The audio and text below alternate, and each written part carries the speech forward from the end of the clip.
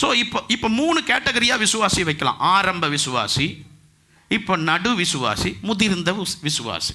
ஆரம்பத்தில் இருக்கிற விசுவாசிகளுக்கு கிருபை பொழிந்துக்கிட்டே இருக்கும், கேட்காமையே கிடைக்கும்.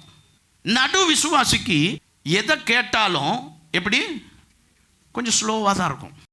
ஆரம்பத்தில் எல்லாம் ஈஸியாக கிடைக்கும், நீங்கள் கஷ்டப்படவே வேண்டாம். ரட்சிக்கப்பட்ட புதுசில் நீங்கள் என்ன கேட்டாலும் ஆண்டவர் உடனே செய்வார். பாதியில் இருக்கும்போது கொஞ்சம் கஷ்டப்படணும். எதை கேட்டாலும் ஒரு 10 நிமிஷம் ஜெபம் பண்ணணும், 1 மணி நேரம் ஜெபம் பண்ணணும். சில நேரம் 2 நாள் ஜெபம் பண்ண வேண்டியது வரும். சில நேரம் 1 வாரம் ஜெபம் பண்ண வேண்டியது வரும். சில நேரம் 21 நாள் வரும். இதெல்லாம் என்ன? நடு விசுவாசி. அடுத்து முதிர்ந்த விசுவாசி. கேட்டாவே கிடைக்காது. ஏன் தெரியுமா?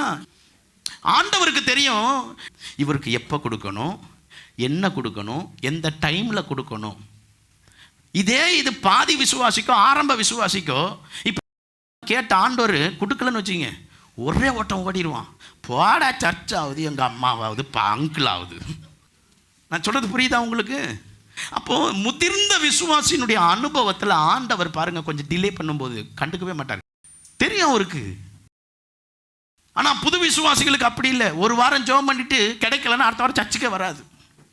அங்கே தான் போனால் ஒன்றுமே கிடைக்க மாட்டேங்குது, என்னமோ சர்ச்சுக்கு போனால் அது கிடைக்கும், இது கிடைக்கும், என் கடன் மாறி, என் வியாதி ஒன்றுமே மாறல. அதனால தான் ஆண்டவர் உடனே என்ன செஞ்சிருவார்? சுகத்தை கொடுத்துருவார். ஆனால் உங்களுக்கு கொடுப்பாரா? கொடுக்க மாட்டார். இதுதான் ரகசியம்.